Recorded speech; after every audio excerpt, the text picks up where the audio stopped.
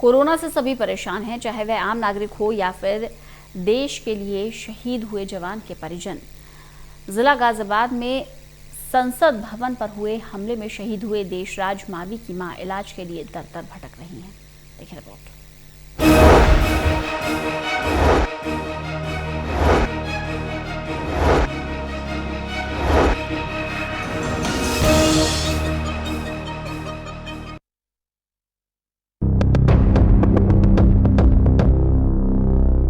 देशराज मावी मूल रूप से थाना लोनी बॉर्डर के टीला शाहबाजपुर गांव निवासी थे, जिनका परिवार अभी गांव में ही रहता है। शहीद की मां पिछले लगभग 10 दिन से बीमार है, जिसकी रिपोर्ट कोरोना पॉजिटिव आई। रिपोर्ट आने के बाद से ही परिजनों में डर का माहौल है। परिवार के बच्चे ऑक्सीजन लेने के लिए गौतम बुद्ध नगर, गाजियाबाद, दिल्ली में सारी रात घूमते हैं, लेकिन ऑक्सीजन का इंतजाम नहीं हो पाने से हताश और निराश है।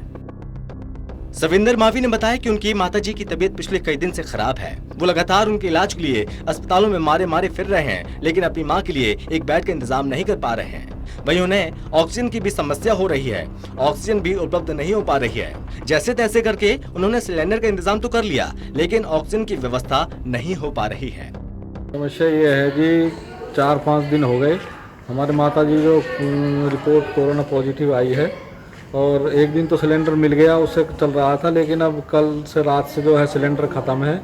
और हम जो है गौतम बुद्ध नगर के सूरजपुर, गाजियाबाद, मोहन नगर, जितने भी जहाँ हो किसी ने बताया, हम सब जगह घूम फिर के आ गए। रात से सुबह तक हमको कोई कहीं ऑक्सीजन सिलेंडर नहीं मिल पाया है, और हॉस्पिटल में सब जगह ट्राई कर लिया, कहीं पे कोई सुविधा नहीं मिल पा रही है। देश के लिए जान देने वाली शहीद की मां को इलाज नहीं मिल पा रहा है। परिजन इलाज के लिए दर दर भटक रहे हैं, और पिछले कई दिनों से परिवार घर पर ही इलाज कर रहा है। Karanveer Kashyap, total news, Ghaziabad.